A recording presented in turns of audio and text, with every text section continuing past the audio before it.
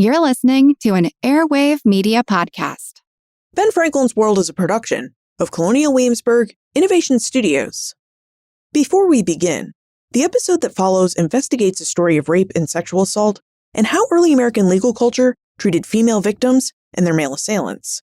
It goes a long way to help us understand women's legal standing in early American society and the development of our modern-day ideas about victims, assailants, and sexual assault. Ultimately, it is the story of how one woman bravely confronted her rapist and took him to court for his crime.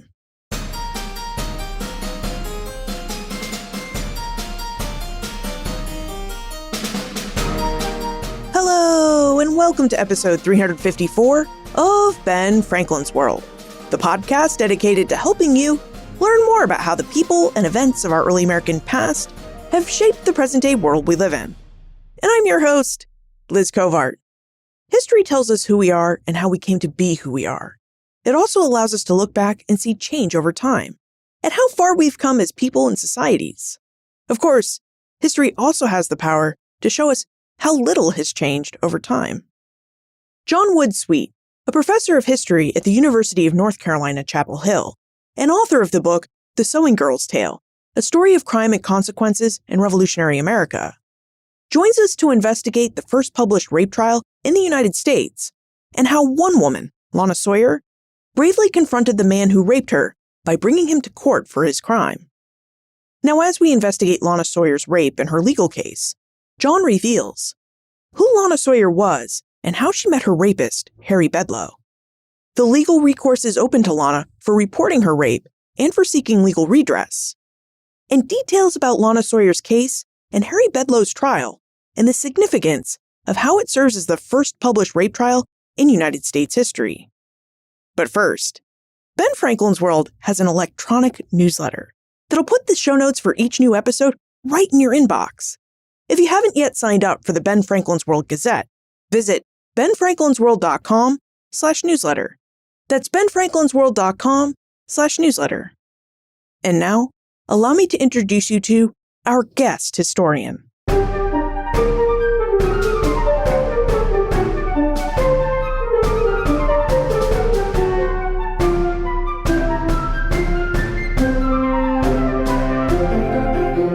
Our guest is a professor of history at the University of North Carolina, Chapel Hill. His research specialties are in the social and cultural histories of race, gender, and sexuality during the Revolutionary era, and he's also the author of numerous articles and several books, including The Sewing Girl's Tale, A Story of Crime and Consequences in Revolutionary America. Welcome to Ben Franklin's World, John Wood Sweet. Thank you, Liz Covart. I'm delighted to be here. John, The Sewing Girl's Tale is a story of crime and consequences in Revolutionary America. And I wonder if we could begin our conversation with the scene of the crime.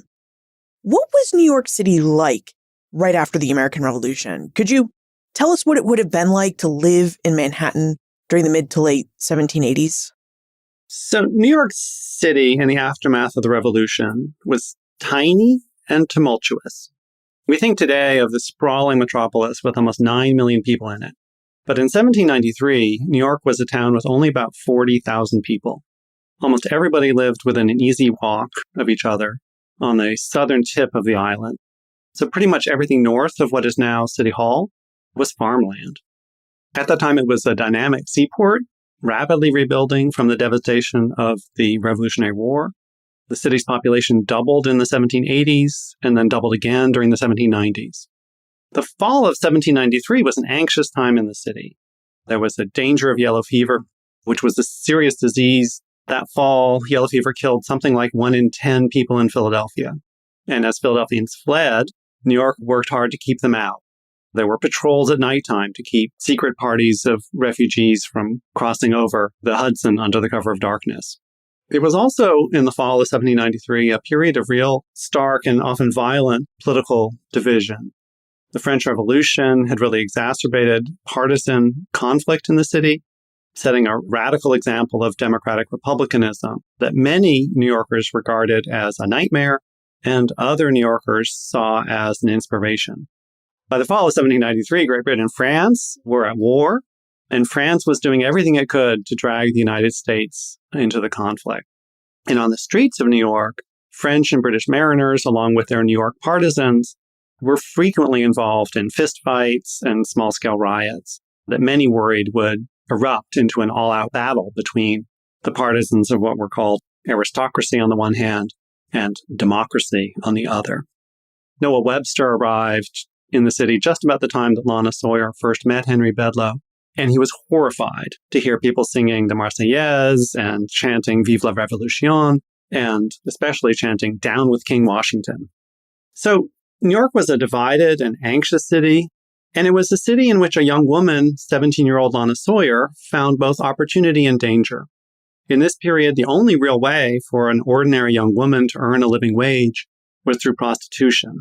And prostitution was big business in New York as it was in most seaports. A crucial part of the action of this story takes place in a brothel that's just off what is now City Hall Park. The brothel was run by a woman named Mother Carey. And as I discovered, there were at least 6 other brothels on her block that fall. 6, that is, that made it into the historical record because they got into trouble. In my mind, I'm picturing how New York City looks a lot smaller than it does today, located just on the southern tip of Manhattan, and that's where people live. And north of that, you have all that space of Manhattan Island just covered by farms. Places where we'd see high-rises and apartment buildings today would have been farm fields. But you also mentioned how New York City is a city. By 1793, it's a place with a lot of crime, disease, and a lot of people. 40,000 people may not seem like a lot of people today, but if we think about just how they're located on the southern tip of Manhattan, that would have been a crowded city. So, John, would it have been possible for someone like Lana Sawyer, who we'll keep talking about today, but would it have been possible for someone like Lana Sawyer to remain anonymous in this milieu of 40,000 people, or was it still a small enough place where everybody would have known you, at least by sight, as you're walking around town? So New York in 1793 was something like a large state university campus. So it's a place where 40,000 people is the kind of place where like different sets of people all know each other, and many people know each other by reputation, but not everybody knows each other by sight. In the same way that on our campus here at UNC, I know a lot of the undergraduates in my classes, but I never interact with some of the people in the Cancer Center. Okay, I think we have a good sense of what New York City was like by 1793, and that's the scene of the crime. Now, in John's book, The Sewing Girl's Tale, John reconstructs and recounts the story of Harry Bedloe's rape of Lana Sawyer in September 1793, and the court record for this case stands as the first published report of a rape trial in the new United States. John, before we dig into this case, Americans' views and understandings about a lot of different things have really shifted and changed over time, and I have to assume that that is true of how Americans view and understand rape. So would you tell us how early Americans viewed and understood rape by 1793? According to the ancient English statute, the definition of the crime was pretty straightforward. Rape was, quote, the carnal knowledge of a woman against her will, unquote. So rape was a crime about consent. And according to the law, as well as according to legal experts, it was among the most heinous of all crimes. In this period, it was a hanging offense. But in practice, few rapists actually ended up getting hanged. Today, we know that most sexual assaults go unreported, and that even when rapes go to trial, it can be difficult for survivors to get meaningful recourse. And in many ways, this case from 1793 seems familiar because this was a moment in which our modern rape culture was being created. And a central part of that shift was the narrowing of the effective legal definition of rape, in which violent surprise attacks by men of relatively low social standing came to be seen as quote-unquote real rape, and assaults among acquaintances, like date rape, in which the perpetrator's social status was typically higher, supposedly became something murkier. Today, we refer to this distinction in terms of stranger rape versus acquaintance rape. And in large part, this distinction has to do with the power politics of prosecution. Prosecuting stranger rapes typically serves the interests of those in power, while prosecuting acquaintance rapes tends to unsettle social hierarchies. So when Lana Sawyer came forward to prosecute Harry Bedloe in the fall of 1793, it was the first time in almost half a century that anyone had dared to charge a gentleman in New York City with the crime of rape. So, in this early American legal culture or legal rape culture, if an early American woman had been raped, what recourse did she have to report it? Can you take us through the process of how an early American woman would have reported a rape like Lana Sawyer did of Harry Bedloe? Lana Sawyer's decision to go to the law and charge Henry Bedloe with rape was very unusual at the time. Most women then, as now, don't report sexual assaults, especially when the perpetrator is an acquaintance. Part of the challenge for Lana Sawyer was that there were a whole series of gatekeepers standing between her and a potential conviction in a court of law. And her case followed a relatively typical pattern, as we know from the work of other scholars like Sharon Block. Lana arranged to first tell her mother what had happened, and then her mother talked to her stepfather, and then Lana told her stepfather what had happened. Stepfather ultimately accompanied her and supported her claim when they went to legal authorities. In this case, it was not the police, because there were no police in this period. It was the city's mayor, who then referred the case to the attorney general, who referred the case to a grand jury, who then submitted the case to trial by a trial jury.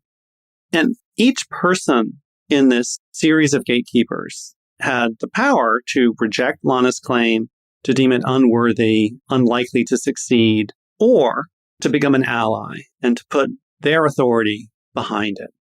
And the further she went in this process, the greater the risks were. At each stage, the gatekeeper she was dealing with was more anonymous, less invested in her personal welfare. And at each stage, as is the case today, you lose more and more control over the process. So at the same time, at each stage, the forum became more public. So the downside of losing increased. So it was a risky proposition. And what's remarkable in this case is that she persevered and was so successful at gathering allies as she proceeded through this process. And it sounds like in this masculine world that the first gatekeeper that Lana would have to go through and her first ally that she could create was that of her stepfather. And we don't often think of fathers escorting women to court or to a police station to make a claim of rape. So I wonder how typical that was. Why was Lana's father the first gatekeeper that Lana would have had to go through? I think it was very common in this period, in cases involving acquaintance rapes, for the head of a household to be part of the prosecution, to put her weight behind it. So we see that pattern when we look at large numbers of sexual assault cases. There's a kind of patriarchal imprimatur that goes onto a rape claim when the father helps to bring it forward. And it's much easier to dismiss claims when the man of the house isn't there supporting his daughter. There are some cases in which it's a mother that brings the charge. And there are a couple examples I've seen in New York history in which mothers face a lot of difficulties being taken seriously. I think it's a patriarchal logic that if the man of the house won't back a claim, why should anyone else take it seriously? That logic really says a lot about women's relationships with early American law and the courts as well, in that women didn't seem to have full standing before the court. So in order to get that full standing before the law and before the court, they would have had to have a man in their family step forward to support their claims. We hear a lot in the modern world about acquaintance rapes, state rapes being difficult to prosecute because they're about some supposedly murky issue of consent. And I think that's not really the case. And I think we see in this case, Lana Sawyer's prosecution of Henry Bedloe, that the issue, I don't think, is so much about credibility or consent. The issue, I think, is much more about what the philosopher Kate Manne calls himpathy, which is about defining who matters, who counts. And I think that was certainly a challenge sexual assault survivors faced then and now, presenting themselves, being seen in the eyes of jurors as someone who matters. Okay, now that we have some knowledge about early New York City and how the early American court system works, I think we're ready to dive in to Lana Sawyer's case. In The Sewing Girl's Tale, John focuses primarily on two actors, Lana Sawyer and Harry Bedloe. John, what do we know about Lana Sawyer and her early life? We've already talked a fair bit about her, so help us get to know her better. So when I first began researching and writing The Sewing Girl's Tale, I knew that I wanted to center the story around Lana Sawyer even though the men kept threatening to take it over. And I knew that I wanted to make it clear that her story began long before she met Henry Bedloe and continued long after the rape trial. One basic question I had was, where did a young woman like her, a 17-year-old from a modest working family, get the courage to stand up for herself the way she did? And one answer to that question that I was able to piece together is Lana's family background. And although her family was modest, it was easy for somebody like Harry Bedloe to underestimate her. Lana's family had deep roots in New York City, where she was born around 1776. Her father was a skilled artisan, a carriage maker, and unlike most families in the city at the time, her family stayed there throughout the war, even as the British took control of the city in the fall of 1776. So she spent her early years in a garrison city, military-occupied city, as the eldest child in a growing family. And then when she was about 7, almost at the end of the war, her father died. And her mother was left with Lana and 2 other young children.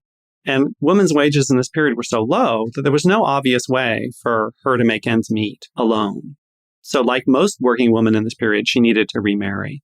And her second husband also had a skilled trade like her first. He was one of the state-appointed branch pilots who was in charge of guiding ships into and out of port. So Lana came of age living in a household with a stepfather, with a growing number of half-siblings. By 1793, we know she was working as a seamstress to help support the family and earn some money, presumably taking in sewing jobs, as well as presumably helping around the house, taking care of the new baby, etc. At the same time, Lana also had relations that were surprisingly affluent. Before the war, at a time when most New Yorkers were renters because they couldn't afford to buy their own homes, Lana's grandmother owned at least 2 houses in the neighborhood where Lana was living in 1793. And Lana had a great aunt and uncle who were, in fact, rich. Her uncle had started out as a baker, running the bakery, which was across the street from where Lana lived in 1793. But he had become rich enough by the 1760s that he had been able to retire from business and rent out the bakery and move to an elaborate country estate up Bowery Lane. And he was even elected one of the city's aldermen, which was a big deal at the time.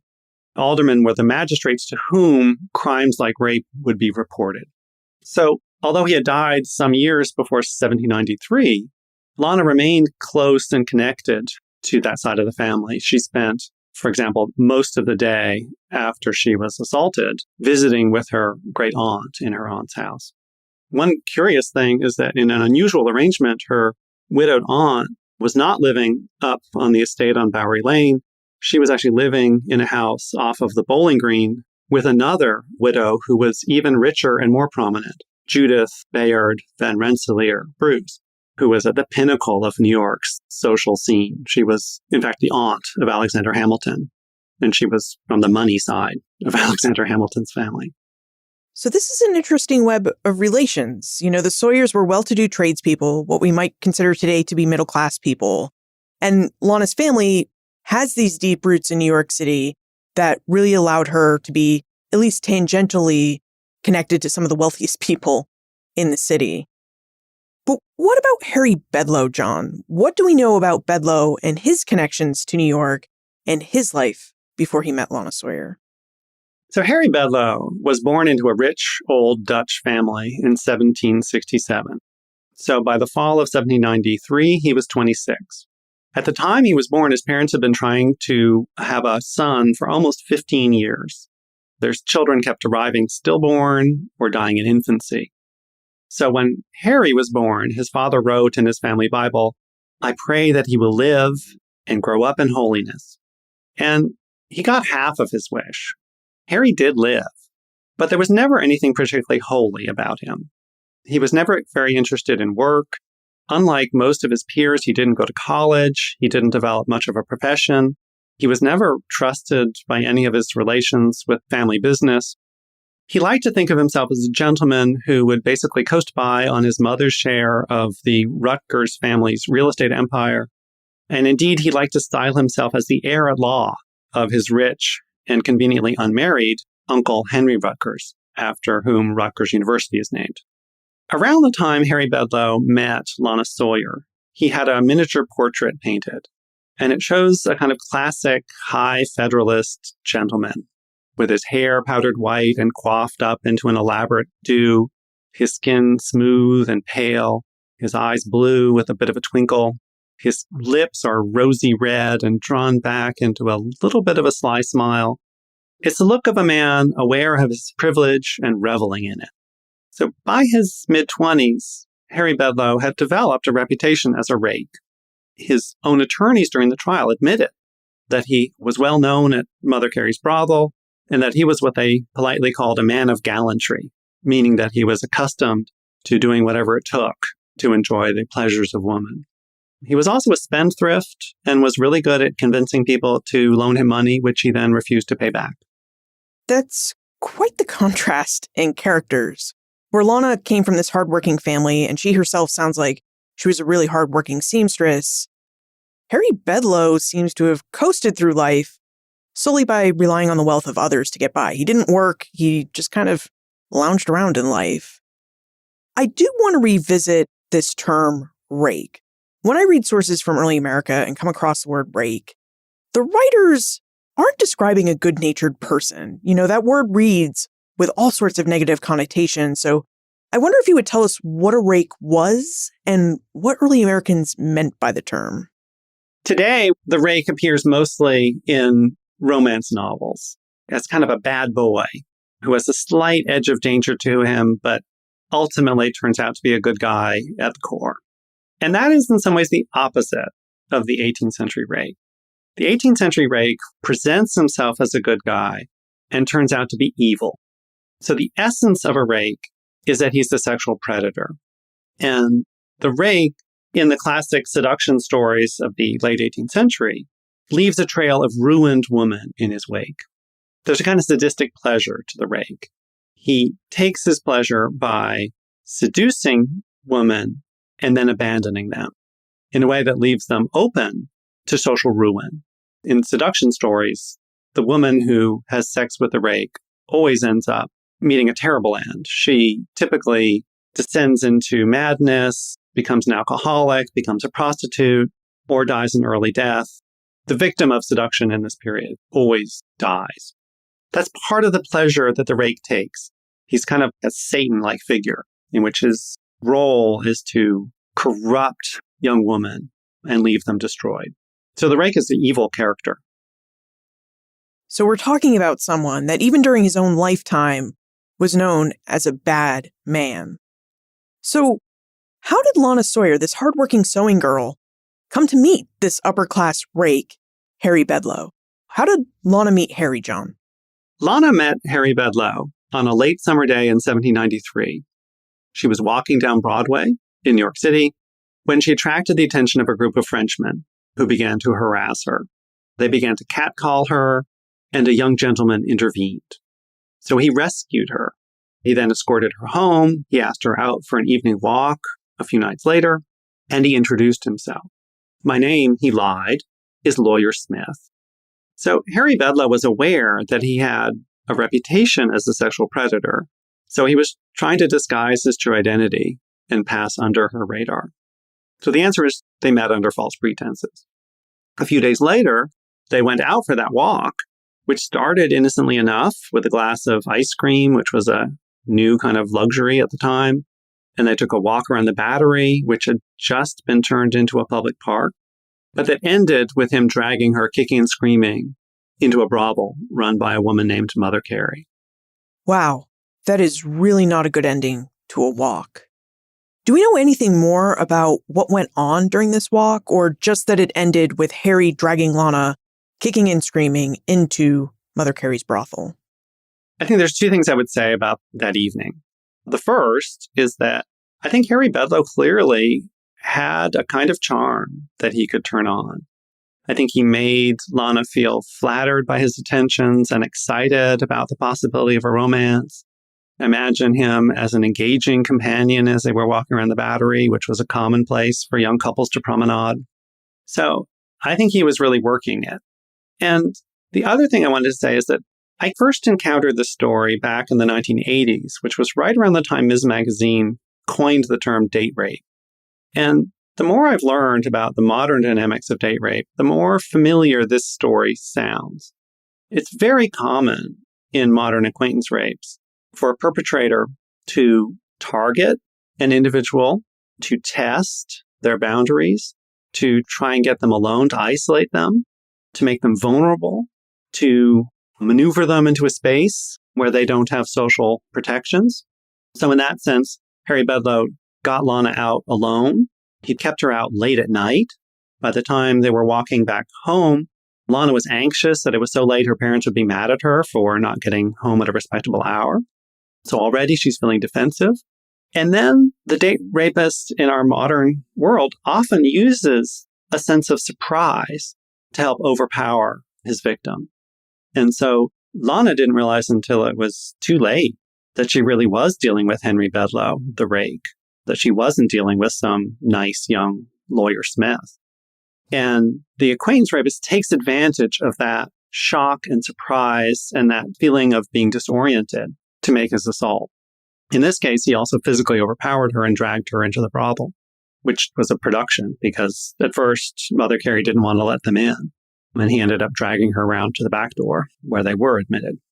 But I think that part of what makes acquaintance rape different from stranger rapes is that the acquaintance rapist is often a man of equal or higher status who uses a variety of social cues and social authority to make his victim vulnerable and then exploits that power.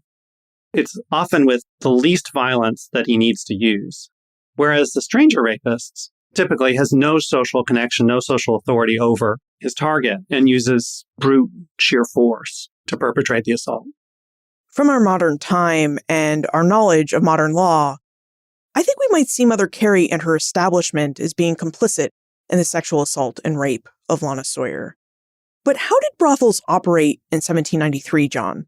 I think when most of us think of brothels, we're picturing these modern-day television series that we have, usually about the West, and women just kind of live in the brothels and men come and visit them. I don't think we see scenes in these television shows where a man is bringing a woman into the brothel for the purposes of sexual assault and rape. So was it customary for men like Harry Bedloe to bring women into a brothel to commit sexual assault in 1793? Yeah, in this period, I refer to this as a brothel, and it was often at the time described as a brothel. More technically, this was a bawdy house, which could also be called a house of assignation. So in the 18th century, a brothel like Mother Carey's was kind of a hybrid institution. There were bordellos like your modern bordello in big cities like London and Paris. But in New York, and what was most common, was to have brothels like Mother Carey's. I think she had a servant living in the house and 2 other women who were presumably working as prostitutes in the house. But if a man came with a special request or she didn't have enough women to go around, she would send out for somebody else. Street walkers might come to Mother Carey's to rent a room because they needed a place to go. This wasn't a city full of anonymous hotels. So a brothel played the role of a no-tell-motel in this period. The other advantage for Henry Bedloe of bringing Lana to a brothel was that just by association with a brothel implied she had been up to something shameful. I know we want to know what happened to Lana Sawyer and what Lana Sawyer did after Harry Bedloe took her to Mother Carey's brothel and raped her. But I also think we need a quick breather from this harrowing case. So here's a word of thanks to our episode sponsor. Women played important and at times unexpected roles in early America. Roles that would help advance and shape what would become the United States. The Colonial Williamsburg Foundation honors women and the important work they contributed to early American societies with a slate of special programming during Women's History Month. Come to Colonial Williamsburg and hear how the women and men who created the United States discussed and debated the rights of women in Nation Builders Discuss the Rights of Women program. Or visit the art museums of Colonial Williamsburg for programs about women's material culture, or the items that women used, wore, and made. Programs like one about quilts and the women who made them, or the articles of clothing and accessories that made up women's dress and fashion, or about how women created and influenced the development of popular fashions with the shoes they made, purchased, and wore. Join the Colonial Williamsburg Foundation this March and every March for its special Women's History Month programming. To learn more, visit benfranklinsworld.com/CWWomen. That's benfranklinsworld.com facebook.com/CW Women. John, what did Lana Sawyer do after Harry Bedloe took her to Mother Carey's and raped her? Lana's response the morning after was not at all what Harry Bedloe or the brothel keeper Mother Carey had expected. I think they both imagined that the morning after she would want to slink away in shame and silence, that she would keep their secrets, that she wouldn't dare to do anything that would cause trouble for either of them, because she would have an even greater incentive to keep what had happened secret. A key moment happened when Lana Sawyer, who had been sitting alone in Mother Carey's back room, sewing back together her gown, which had been damaged during the assault, and she stepped into the corridor. And Mother Carey was waiting there. So it's this tiny corridor, 3 feet wide, and Mother Carey is standing there, ready to kind of cast Lana in her preferred role for Lana. She said, "Dearie, I can show you out the back door, or I can check and see if there's anyone on the street out front." And Lana said to her, "No, I will go out the front door, and I don't care who sees me, even if it's my father." So there's this remarkable flash of anger and defiance in which Lana's saying, I am not going to play according to your script. I'm not going to be shamed and intimidated by what happened in your house. But then as soon as Lana gets out the front door, I think that energy, that anger, that indignation, that outrage, and the courage that she had just shown evaporated. And she found herself distressed and disoriented. And she spent most of that day reeling as she tried to make sense of what had happened. I think she was traumatized and disoriented. I know she really wanted to go home for the comfort of her family, but she was also afraid of going home. So she did a couple things that were kind of interesting. First, she walked over to the bathhouse, the public bathhouse on the Hudson River. But instead of going in, which was expensive, she sat on the banks of the river in kind of an open green area where a gentleman passing by stopped to talk to her because she looked so distressed that he was afraid she would kill herself. She then went to a rich aunt's house, Mrs. Bruce's house on the Bowling Green, and spent the afternoon there. And it was clear to the people present that afternoon, the woman present that afternoon, that she was upset. But everybody respected her privacy and nobody asked her any questions. Eventually, as nightfall approached, I think Lana realized she had to go home. And she eventually made her way north through the city, recruited a friend to escort her back home, which was another very common thing that young women facing difficulties like this did, was go first to peers. And by the time Lana got home, her parents were out looking for her. They were scouring the city. They'd been worried about her, presumably all day. When Lana reconnected with her family, what did she tell them? Did she volunteer that something bad had happened to her, that she'd been sexually assaulted, or did she spend her evening like she spent her day, around family and friends, but just visibly upset and traumatized and not saying anything about it? Yeah, so one of the reasons it took Lana so long to go home and face her family was that she was afraid that her stepfather, who had a reputation as a violent man, would beat her up without hearing her story. While he was out looking for her, he told a friend that if Lana was in the right, he wouldn't say anything to her, but that if she were in the wrong, he would disown her and kick her out of the house. So Lana knew that she needed to get to her mother first. And this was actually a common pattern. So when Lana found that her parents weren't home because they were out looking for her, she went across the street to family friends who were running the bakery. And she sat there with Baker's wife and her cousin, who was also there. And they didn't ask her any questions. Eventually, her mother came home and was sent over.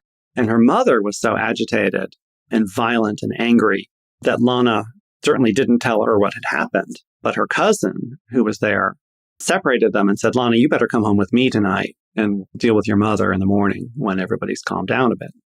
So Lana actually spent the night upon coming home, not at home, but a couple houses down in her cousin's house. And then her mother arrived the next morning and she told her mother what had happened. And that was also a kind of a brutal attack. Her mother arrived, pushed Lana without speaking, pushed her onto a bed, lifted up her skirts to examine her linens and see whether they were bloody or not, whether there were signs of violence and of intercourse on her body, on her linens, which there was. Then the mother listened to her story. And it's clear that the mother came around because her mother then went down the street and got her stepfather, who came to the cousin's house and listened to Lana's story himself. Stepfather's reaction is really fascinating.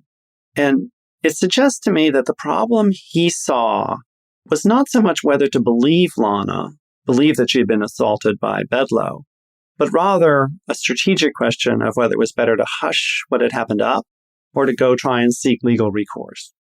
And he did two things that were really quite unusual. First, he launched a kind of investigation of his own. He got his friend, the baker, and he told Lana, "You're coming with us. We are going to go talk to Mother Carey." So they went to confront Mother Carey. Lana did not want to go. He made her. So there's a kind of re-victimization there. And Mother Carey lied to them. Mother Carey said, "I don't know who this girl is. I've never seen her before in my life." My reading of that incident is that John Callanan, Lana's stepfather, realized that Mother Carey was lying. And the fact that Mother Carey was lying gave him confidence that Lana was not just telling the truth, but that Lana could be persuasive. Second, he took Lana Sawyer to a private attorney. And this was not one of the high-powered establishment lawyers that Henry Bedloe's family ended up hiring by the dozen. Instead, this was a young attorney who had just passed the bar and was just establishing a practice. But nonetheless, he was a competent attorney. And I think they had two questions for him. One was, how did their case look in terms of a legal prosecution? Would her story be prosecutable? And second, I think what's interesting is they had the attorney prepare a written statement, a written complaint to bring to the magistrate. Both of those are about trying to understand the situation, understand their options, and to assert a kind of control. Because I think Callanan, as well as Lana, had good reason to be worried about losing control of a prosecution. That was a risky venture because they faced substantial possibility of retaliation and dishonor. So then they went to the mayor, and from there went to the attorney general and grand jury. As we stated at the beginning, Lana Sawyer's case, her lawsuit against Harry Bedloe, stands as the first published account and court record of rape in the new United States. John, as a historian, what does this case physically look like? And what does the information contained in this record reveal about Harry Bedloe's trial and how it was conducted? Do we know if Lana and her father or stepfather were able to keep control of her case?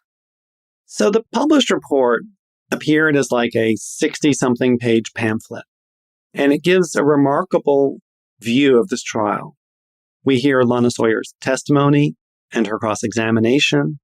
We hear the testimony of the various prosecution and defense witnesses and their cross-examinations.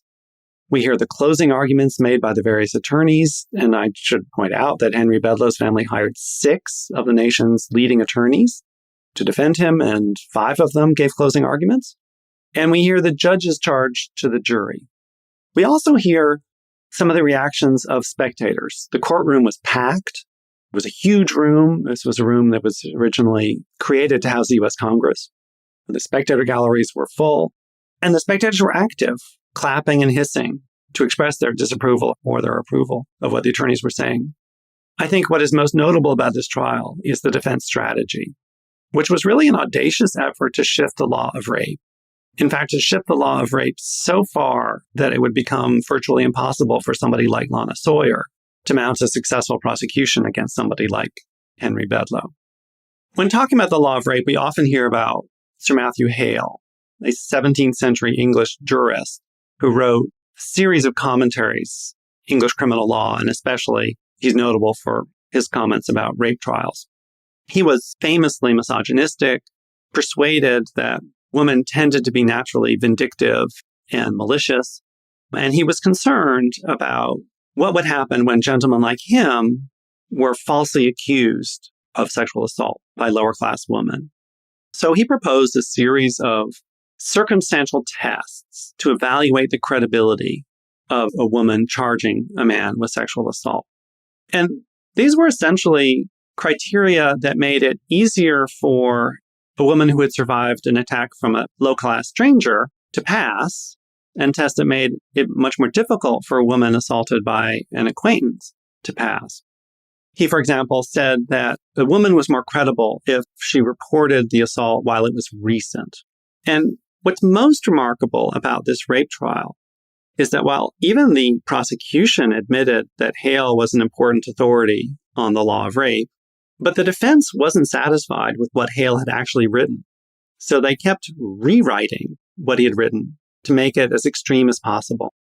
So, for example, Hale said a woman was more credible if she reported the crime while it was recent. Bedloe's attorney said that what Hale had actually said, which he hadn't, was that a woman had to report a crime immediately, that she should have pursued a hue and cry. She'd have chased Bedloe into the street in front of Mother Carey's house and called on bystanders to arrest him. The ancient definition of rape involved consent against her will, but increasingly in the 18th century, it was common to insert the word force, by force and against her will. And Hale had included circumstantial evidence of violence as indicators that a woman might be telling the truth. Was her clothing torn and bloodied? Did she have marks on her body that suggested violence? Had she cried out for assistance?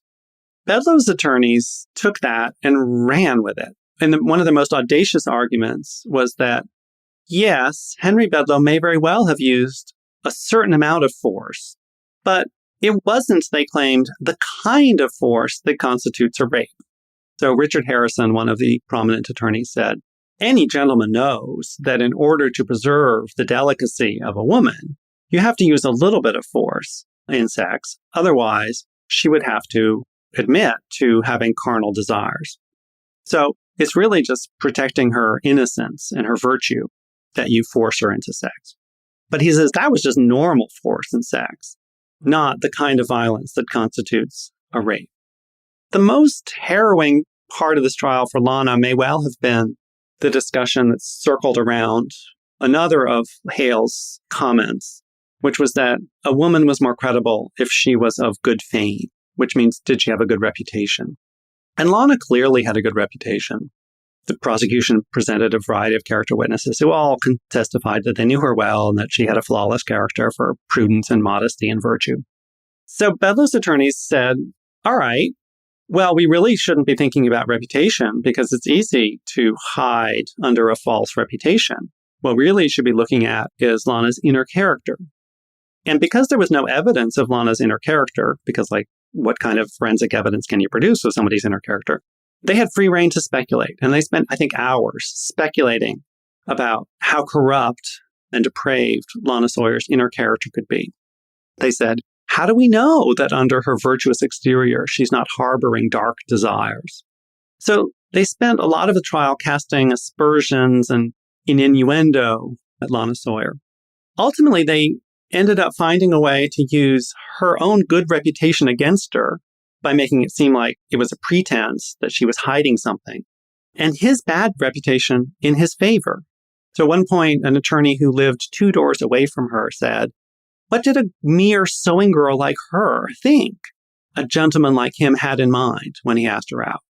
His conclusion was that Lana had pre-consented to have sex the moment she stepped off her stepfather's stoop.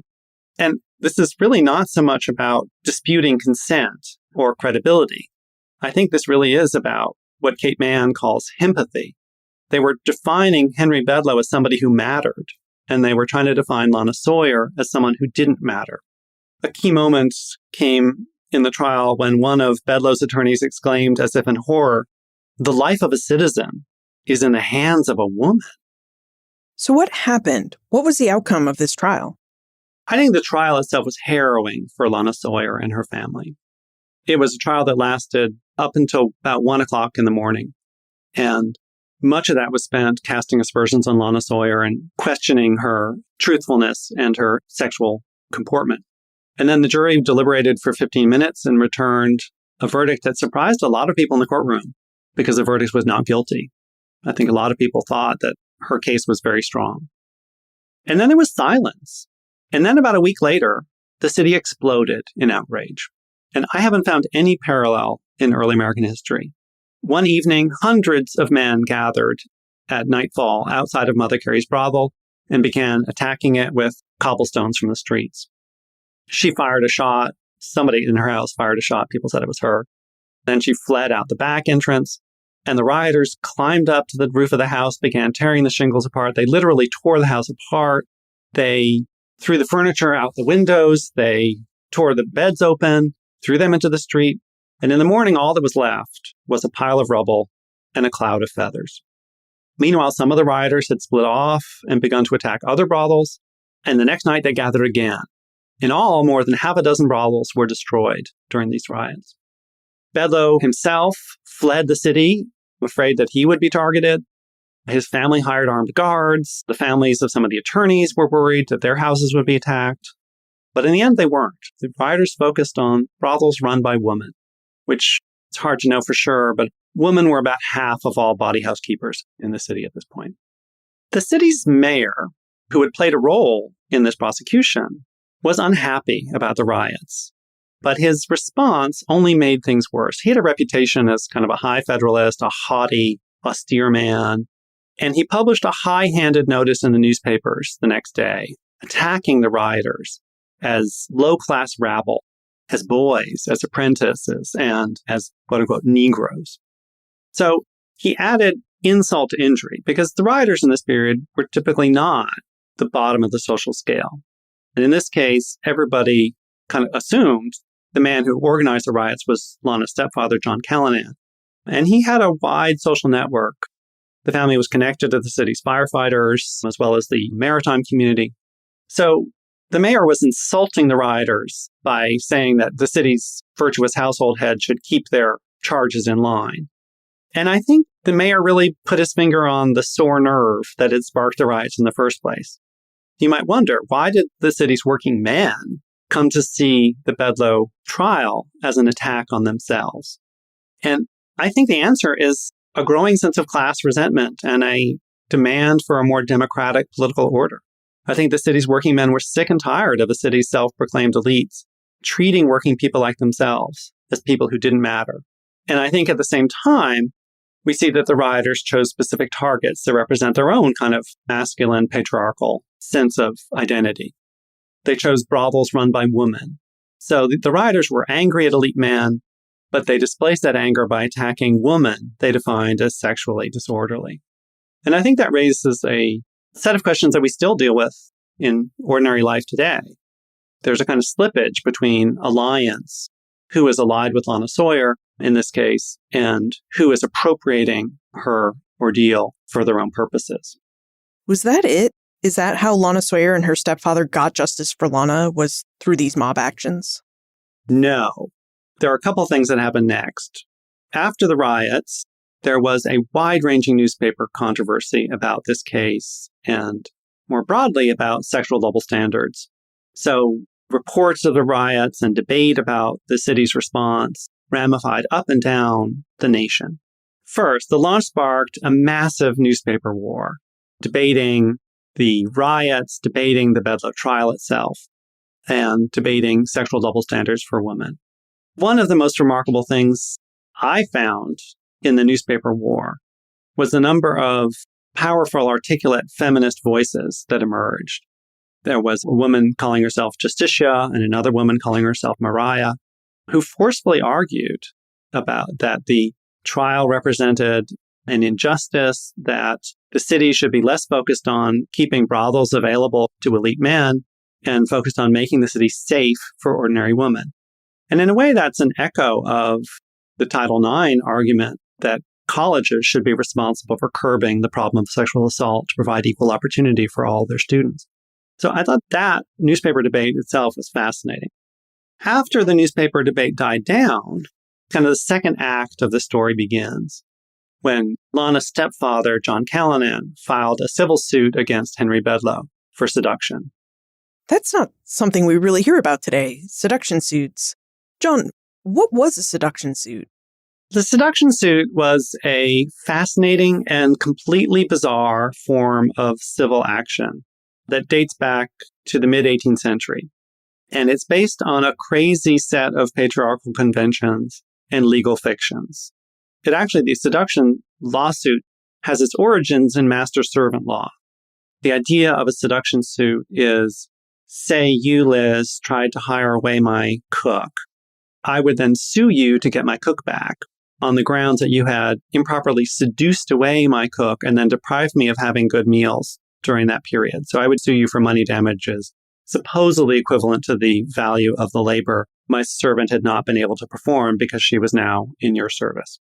So the seduction suit then moved from master-servant law to a form of action available to remedy certain kinds of sexual harms.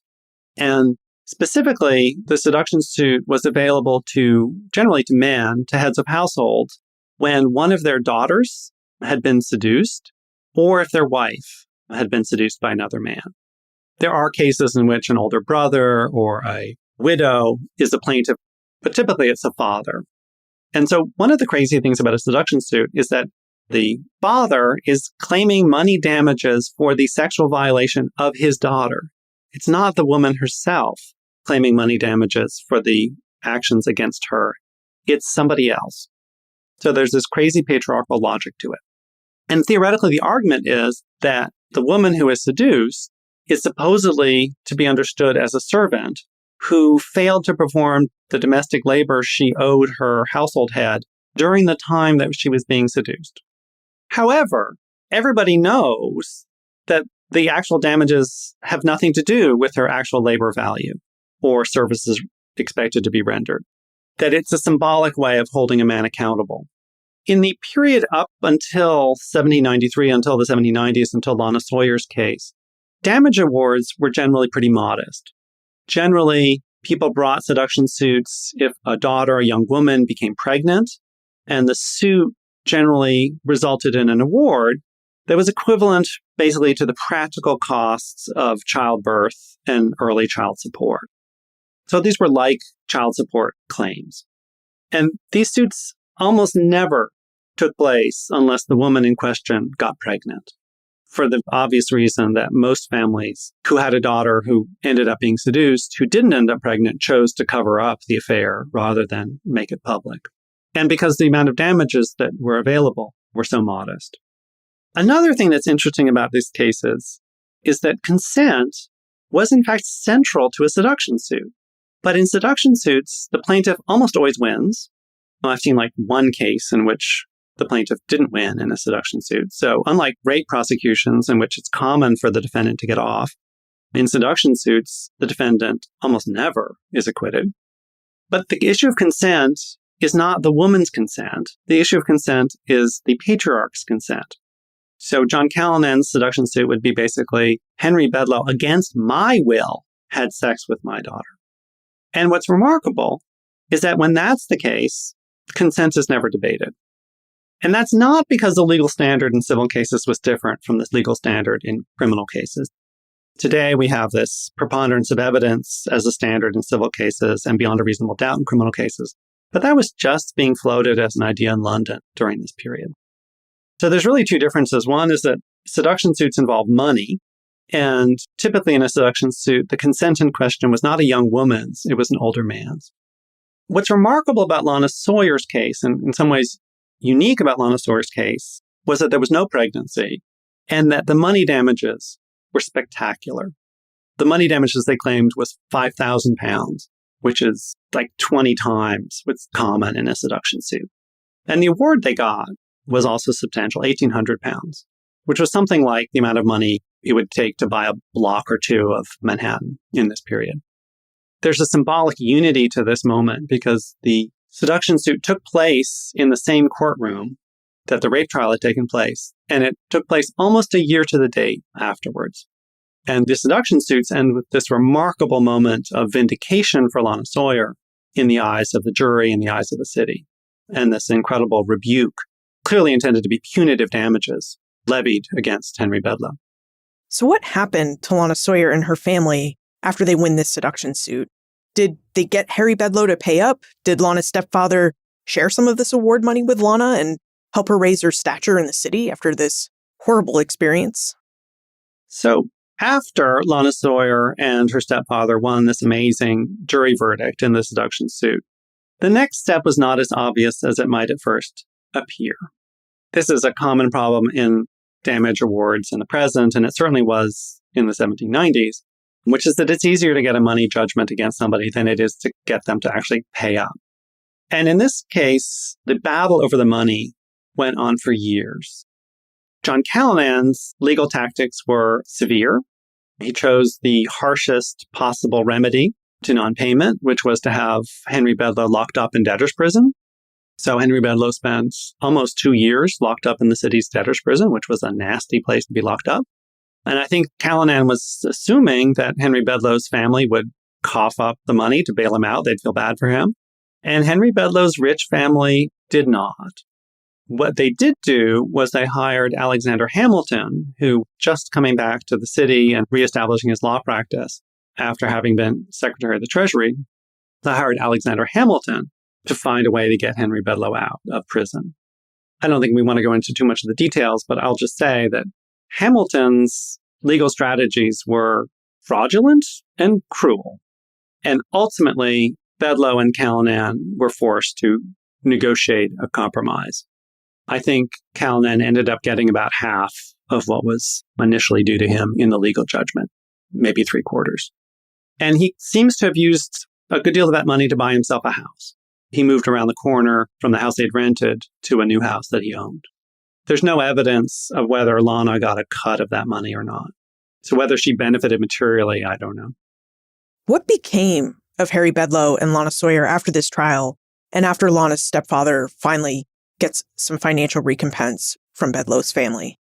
You know, the story of what happened to Henry Bedloe and to Lana Sawyer after this ordeal is illustrative of the ways in which the historical archive privileges men and privileges the affluent. So we know a lot more about what happened to Henry Bedloe in his after story than we do about what happened to Lana Sawyer. In his after story, for the rest of his long life, Henry Bedloe pretty much left behind a trail of slime. After the seduction suit, which he refused to pay, he was imprisoned, he finally got out of prison, but he never really amounted to much. He has had a series of children out of wedlock, and then he got married and had a series of children in wedlock. But despite a considerable inheritance from his parents, who died of yellow fever in 1798, he always struggled financially. So he was never able to really manage the real estate business effectively. And he spent a lot of his adult life in insolvency proceedings and in debtors' prisons for reasons that had nothing to do with Lana Sawyer. His rich uncle, Henry Ruckers, described him once in a letter to a family member as a broken man, and other relations made sure that Bedloe would inherit no part of their vast estates. What we know about Lana Sawyer, I think, is most importantly that she moved on with her life. We know that she got married, and we know that she moved away. For a time at least, it seems that she was living in Philadelphia, presumably looking for a fresh start in a new place where her past would not define her future. John, we've been talking about a very old rape case. It took place more than 200 years ago. So why do you think it's important for us to learn about Lana Sawyer and her rape so long after it happened? So Liz, I think there are a couple different reasons. I think first, it's an inherently dramatic and engaging story. It happened more than 200 years ago, but it feels immediate, surprising, and shockingly modern. When I ask students to read Lana Sawyer's case, they are often surprised that it took place so long ago, but it seems like it could happen just as easily today. Second, I think this is an historical window into the origins of modern rape culture and origins of modern gender ideas around sexuality. So in this case, we see this gap beginning to widen between how our society treats sexual coercion among acquaintances and what is sometimes called real rape. And I think in the seduction suits, we see a wedge being driven between women who embody a kind of middle-class white ideal of purity and innocence and other women whose sexual integrity is not respected in the same way. Finally, at a basic humanistic level, I think we read stories, whether they're true or fictional, to make better sense of our world, to try to understand the experiences of other people. And so for me, this project has been about developing insight and empathy while also respecting the limits of what I can know. What gave Lana Sawyer the courage to stand up for herself? How did she recover from the kind of despair that drove her to attempt suicide? How did her assailant come to think of himself as the real victim? I think this is a story with tragedy as well as triumph, but I think there's also a kind of solace. I was talking to a friend recently who said that the way the book is written, keeping Lana's experience at the center of the story, keeping her always in focus, made the book feel intimate and intense in a way. And she said that the experience of following Lana Sawyer, taking it seriously, encouraged herself as a reader to reflect on her own life and to honor her own experiences of harassment and violence that she usually keeps compartmentalized and discounts. I think we live in this modern world with so much exploitation and harassment, so much shame and silence. So at some level, I think this book is an invitation to all of us to take our own experiences seriously, to trust in ourselves. Now we should move into the time warp. This is a fun segment of the show where we ask you a hypothetical history question about what might have happened if something had occurred differently, or if someone had acted differently.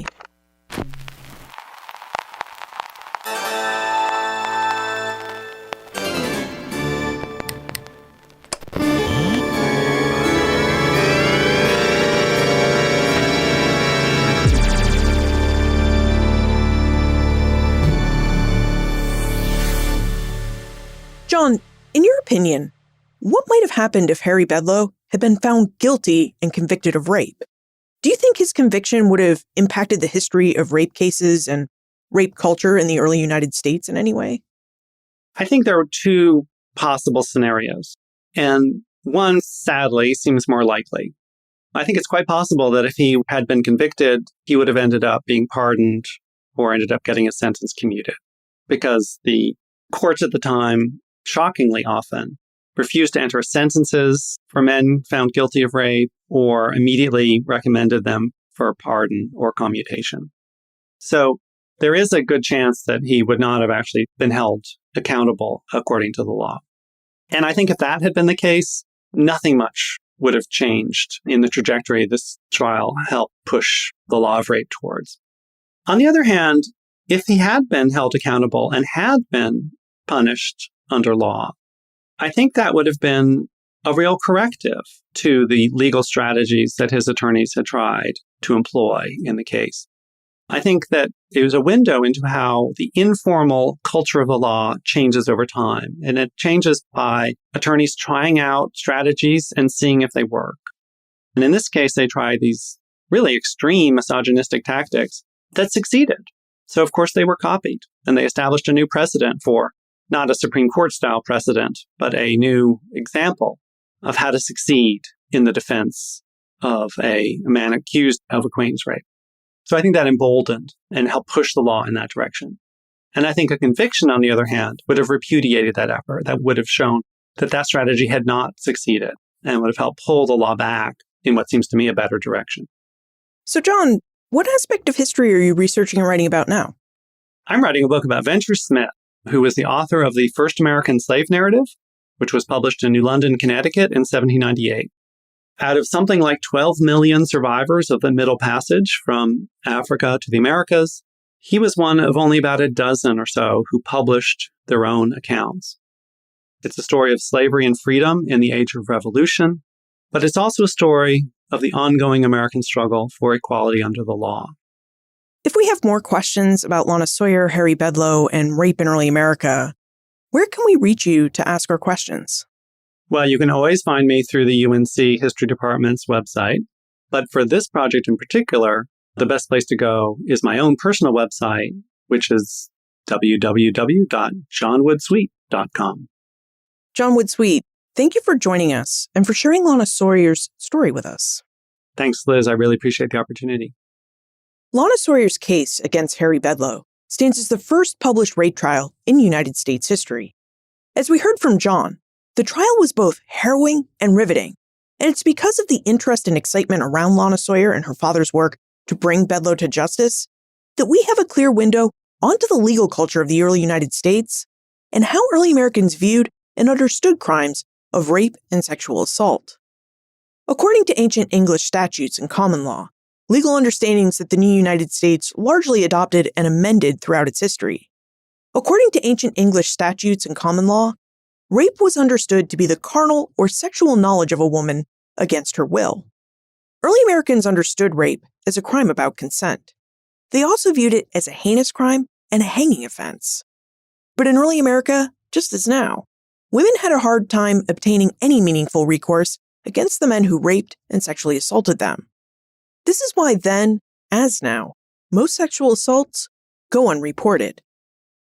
And investigating Lana Sawyer's experiences during Harry Bedloe's trial helps us understand why so few women bring their assailants to court. As John revealed, Lana Sawyer's reputation and word were always under a microscope. No one would take Lana's word on its own merit. For people to believe her, Lana first had to convince her head of household, her stepfather, that Harry Bedloe had raped her. Then, during the trial, Bedloe's lawyers worked to savage her reputation and character by wildly speculating as to whether or not she desired Bedloe's sexual assault. After all, they declared, Lana Sawyer might really have a depraved inner character.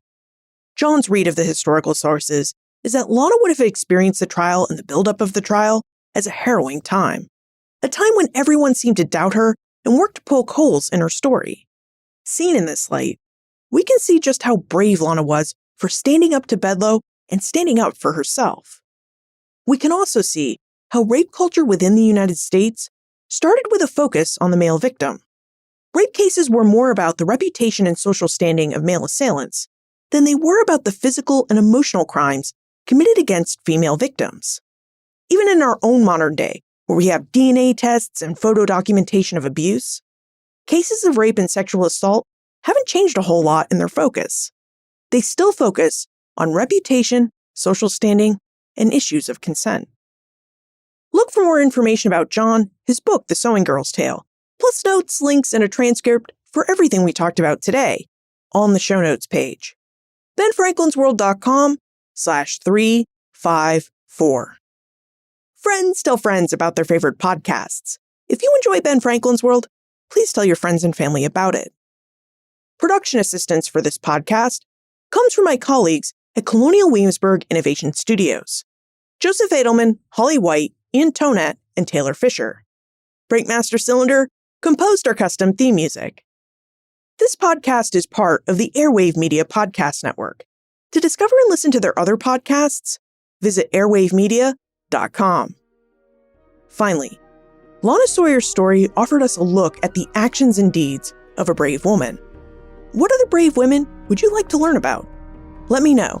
Liz@benfranklinsworld.com. Ben Franklin's World is a production of Colonial Williamsburg Innovation Studios.